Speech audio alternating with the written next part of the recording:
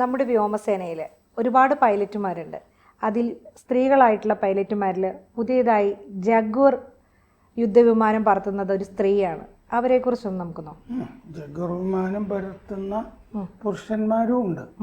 പക്ഷെ ജഗ്വർ വിമാനം ആദ്യമായിട്ട് ഒരു സ്ത്രീ പൈലറ്റ് പൗർവിമാനമാണ് അത് പറത്തി.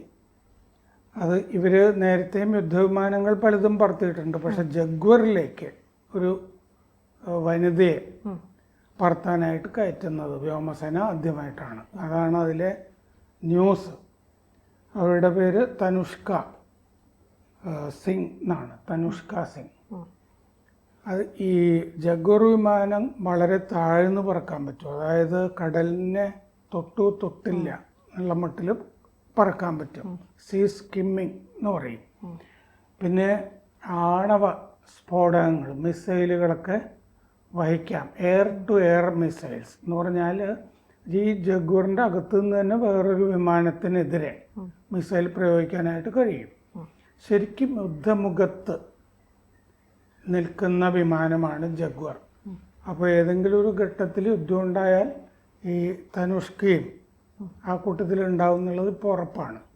അത്രയും അവർക്ക് എക്സ്പീരിയൻസ് ആയി. ഇപ്പോൾ 2016 ആദ്യത്തെ ഫൈറ്റർ പൈലറ്റ് ആയിട്ട് ചേർന്നയാളാണ് ഈ തനുഷ്ക സിംഗ്. ആദ്യത്തെ ഈ പോർ വിമാനങ്ങളിലെ ഈ വനിതാ പൈലറ്റായിട്ട് സ്ക്വാഡ്രണിൽ ചേർന്നയാളാണ് തനുഷ്ക സിംഗ്. അപ്പോൾ ഈ ഫ്ലൈയിങ് ഓഫീസർ എന്ന് പറഞ്ഞ പദവിയിലാണ് അവർ ഉള്ളത്. ഈ വ്യോമസേനയുടെ 14th സ്ക്വാഡ്രൺ അതിലാണ് അവർ അംഗമായിട്ടുള്ളത്. ഒരു സ്ക്വാഡ്രൺ എന്ന് പറയുമ്പോൾ ഒരു ഫ്ലീറ്റാണ്. വ്യോമവ്യൂഹം എന്ന് പറയാം, വിമാനങ്ങളുടെ വ്യൂഹം. 14th സ്ക്വാഡ്രൺ അതിലാണ് അവരുള്ളത്. അപ്പോൾ ഈ അംബാലയിൽ വ്യോമത്താവളമുണ്ട് നമുക്ക്. ജോധ്പൂർ, അംബാല ഹരിയാനയിലാണ്, ജോധ്പൂർ രാജസ്ഥാനിൽ. അപ്പോൾ അംബാലയിലെ വ്യോമത്താവളത്തിലാണ് അവരുള്ളത്.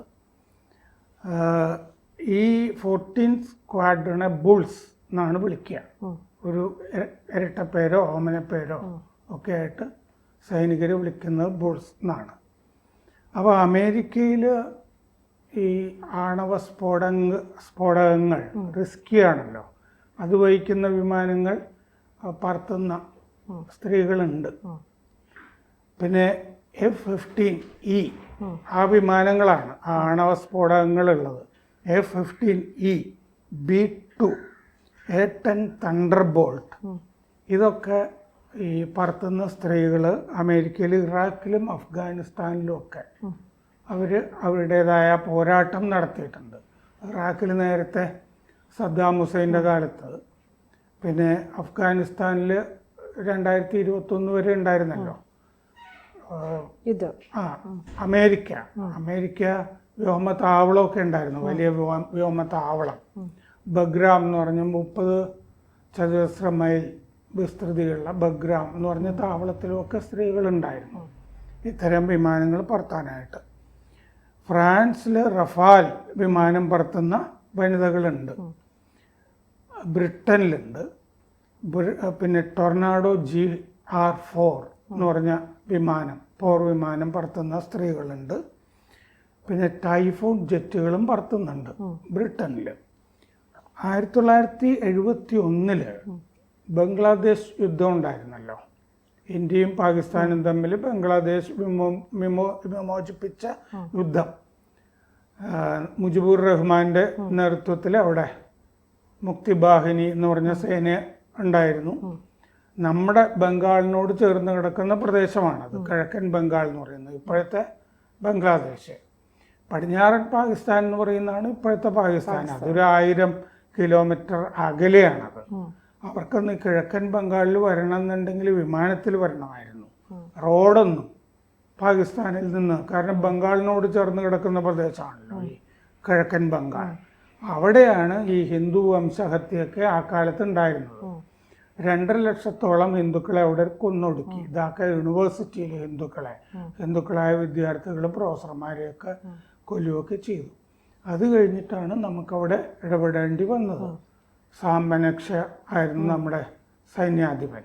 നമുക്ക് ആ കാലത്ത് ഈ കിഴക്കൻ കമാൻഡിൽ ഒരു ജൂതൻ JFR ജേക്കബ് എന്ന് പറഞ്ഞൊരാളായിരുന്നു സേനാ മേധാവി. അപ്പോൾ അങ്ങനെ ഒരു വലിയ ചരിത്രമുള്ളതാണ് ഈ 1971 യുദ്ധം.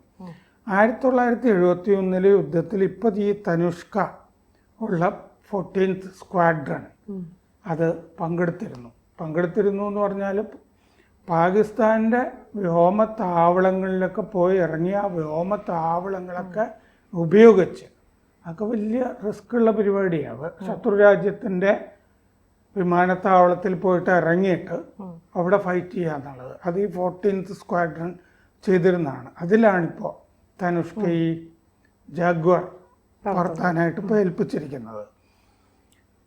1979 പക്ഷെ നമുക്ക് ജഗ്വർ ഈ സേനയിൽ വരുന്നത്, ഈ സ്ക്വാഡ്രണിലും വരുന്നത്. ഈ തനുഷ്ക വരുന്നത് ഒരു പട്ടാള കുടുംബത്തിൽ നിന്നാണ്. കുടുംബത്തിൽ പല ആളുകളും സേനയിലുണ്ട്, ആർമിയിലും നേവിയിലും ഒക്കെ ഉണ്ട്. ഈ തെലങ്കാന ദുണ്ടിഗൽ എയർഫോഴ്സ് അക്കാഡമിയിലാണ് അവർ പഠിച്ചത്. അപ്പോൾ തുടക്കകാലത്ത് ഈ ഹോക്ക് MK-132 എന്ന് പറഞ്ഞ വിമാനത്തിലായിരുന്നു പ്രത്യേക പരിശീലനം തനുഷ്കയ്ക്ക്. 20 പേര് ഇപ്പം നമ്മുടെ വ്യോമസേനയിൽ ഫൈറ്റർ പൈലറ്റ്സ്മാരുണ്ട്. യുദ്ധരംഗത്തൊക്കെ സേവനം അനുഷ്ഠിക്കാവുന്നവർ, യുദ്ധവിമാനങ്ങൾ പറത്താവുന്നവർ 20 പേരിൽ ഉണ്ട്. ആദ്യത്തെ ബാച്ചിൽപ്പെട്ട ആളാണ് തനുഷ്ക. അങ്ങനെ ഇനി സ്ത്രീകൾ അതിൽ കൂടുതലായിട്ടാണ് വരിക എന്നുള്ളതാണ് റിപ്പോർട്ടുകളിൽ പറയുന്നത്. ഇവർ റഫാൽ പറത്തിയിട്ടുണ്ട്, Su-30 പറത്തിയിട്ടുണ്ട്, MiG-29, MiG-21 അത് രണ്ടും റഷ്യൻ വിമാനങ്ങളാണ്, അതും പറത്തിയിട്ടുണ്ട്. ഈ റഫാൽ വിമാനം ഫ്രഞ്ചാണ്, ഫ്രാൻസിൽ നിന്ന് നമ്മൾ വാങ്ങിച്ചത്. അത് ഇപ്പം നമ്മൾ ഈ ന്യൂക്ലിയർ, അതായത് ആണവ സ്ഫോടകങ്ങൾ വഹിക്കുന്ന വിമാന വ്യൂഹത്തിൽ ഇപ്പോൾ റഫാലില്ല, റഫാലിനെ അതിൽ ചേർത്തിട്ടില്ല. ബാക്കി വിമാനങ്ങളാണ് ആ ഫ്ലീറ്റിലുള്ളത്, ആ വിമാന വ്യൂഹത്തിലുള്ളത്. റഫാൽ അതിലില്ല. അപ്പോൾ ആദ്യ ബാച്ച് ഫൈറ്റർ പൈലറ്റ്സിൽ ഉള്ള ആളാണ് തനുഷ്ക, ആദ്യത്തെ ബാച്ചിൽ. ഇപ്പോൾ ആ ബാച്ചിൽ 2016 ആദ്യത്തെ ബാച്ച്. അതിൽ വേറെയും 3 പേരുണ്ടായിരുന്നു. അവനി ചതുർവേദി, ഭാവന കാന്ത്, മോഹന സിംഗ്. അവരിപ്പോഴും ഉണ്ട്, സേവനത്തിലുണ്ട്. സ്ക്വാഡ്രൺ ലീഡർ മോഹന സിംഗ് കഴിഞ്ഞ കൊല്ലം ആദ്യമായിട്ട് നമ്മൾ തന്നെ ഡെവലപ്പ് ചെയ്ത ലൈറ്റ് കോമ്പാറ്റ് വിമാനം തേജസ് നമ്മൾ തന്നെ വികസിപ്പിച്ചെടുത്തത്, വേറെ ഒരാളോടും ചോദിക്കാതെ നമ്മുടെ തന്നെ വിമാനമാണ് തേജസ്. ഇപ്പം നമ്മളത് കച്ചവടത്തിനുമൊക്കെ പല രാജ്യങ്ങൾക്കും കൊടുക്കാനും കരാറായിട്ടുണ്ട് തേജസ്. ഈ തേജസ് ആദ്യമായിട്ട് പറത്തിയത് ഈ മോഹന സിംഗ് ആണ്, സ്ക്വാഡ്രൺ ലീഡർ. ആ സമയത്ത് നമ്മളത് ചർച്ച ചെയ്തിരുന്നു മോഹന സിംഗിനെ പറ്റി. തനുഷ്കയുടെ ജഗ്വാർ അപ്ഗ്രേഡ് ചെയ്തതാണ്. അപ്ഗ്രേഡ് ചെയ്ത് ഡാറിൻ 3 എന്ന് പറയുന്ന ജഗ്വാറാണ് ഇപ്പോൾ തനുഷ്ക കഴിഞ്ഞ ദിവസം പറത്തിയത്. ഡാറിൻ എന്ന് പറഞ്ഞാൽ display attack and ranging inertial navigation version എന്നാണ് അതിൻ്റെ ടെക്നിക്കൽ നെയിം, അപ്ഗ്രേഡഡ് ഡാറിൻ 3. ഇതിൽ ഇസ്രയേലിൻ്റെ EL-1M 2052 എന്ന് പറഞ്ഞ സംവിധാനമുണ്ട്. എന്താണെന്ന് വെച്ച് കഴിഞ്ഞാൽ ഈ ജഗ്വറിനെ അധികം ഒന്നും കാണാൻ കഴിയില്ല ആകാശത്ത്. പിന്നെ ഈ ജഗ്വറിൻ്റെ സംവിധാനങ്ങൾ ജാം ചെയ്യാനും കഴിയില്ല. അതാണ് ഒരു ഇസ്രയേലിൻ്റെ ഒരു സംവിധാനം ഇതിൻ്റെ അകത്ത് ഘടിപ്പിച്ചിരിക്കുന്നത്. അത് ഈ ജഗ്വറിൻ്റെ അകത്തുണ്ട്. F-35 സാധാരണഗതിയിൽ വഹിക്കുന്ന F-35 എന്ന് പറയുന്നത് അമേരിക്കൻ നിർമ്മിത വിമാനമാണ്. F-35 എന്ന് പറയുന്നത്. F-35 ഇപ്പോൾ പലരും വേണം എന്നൊക്കെ അമേരിക്കയോട് പറഞ്ഞിട്ടുണ്ട്. ഇപ്പോൾ മിഡിൽ ഈസ്റ്റിൽ ഇസ്രയേലിന് കൊടുത്തിരിക്കുന്നത് കൊണ്ട് സൗദി അറേബ്യയിലേക്ക് കൊടുക്കാതിരിക്കുന്നുണ്ട് എന്ന് പറഞ്ഞാൽ മിഡിൽ ഈസ്റ്റിൽ ഒരു രാജ്യത്തിന് എന്ന് പറഞ്ഞിട്ട്. F-35 സാധാരണ വഹിക്കുന്ന തരം മിസൈലുകൾ ഈ തനുഷ്കയുടെ ജഗ്വാറിൽ വഹിക്കാൻ കഴിയും. ഈ അസ്രാം എന്ന് പറയുന്നത്. അതായത് short range air to air മിസൈലാണത്, ലഘുദൂര മിസൈലുകൾ. അത് ശത്രുവിൻ്റെ വിമാനത്തിന് അടുത്താണല്ലോ കാണുക, ഒരുപാട് ദൂരമൊന്നുമല്ലല്ലോ, ഭൂഖണ്ഡാന്തരമൊന്നുമല്ലല്ലോ. അപ്പോൾ ചെയ്യാനുള്ളതാണ് എയർ ടു എയർ മിസൈൽ. പിന്നെ NGCCM എന്ന് പറഞ്ഞത് next generation close compact missile എന്ന് പറഞ്ഞത്. 2 തരം മിസൈലുകൾ ഇതിൻ്റെ അകത്ത് വഹിക്കാൻ കഴിയും എന്ന് പറഞ്ഞാൽ ഈ ആണവ പേലോഡുള്ള മിസൈലുകൾ വഹിക്കാൻ കഴിയുന്ന വിമാനമാണ് ജഗ്വറാണ് ഇപ്പോൾ ആദ്യമായിട്ടൊരു വനിത പറത്തിയിരിക്കുന്നത്. കൂടുതൽ വാർത്തകളും വിശേഷങ്ങളും നിങ്ങളിലേക്ക് എത്താൻ ABC മലയാളം സബ്സ്ക്രൈബ് ചെയ്യുക, ബെൽ ബട്ടണും അമർത്തുക.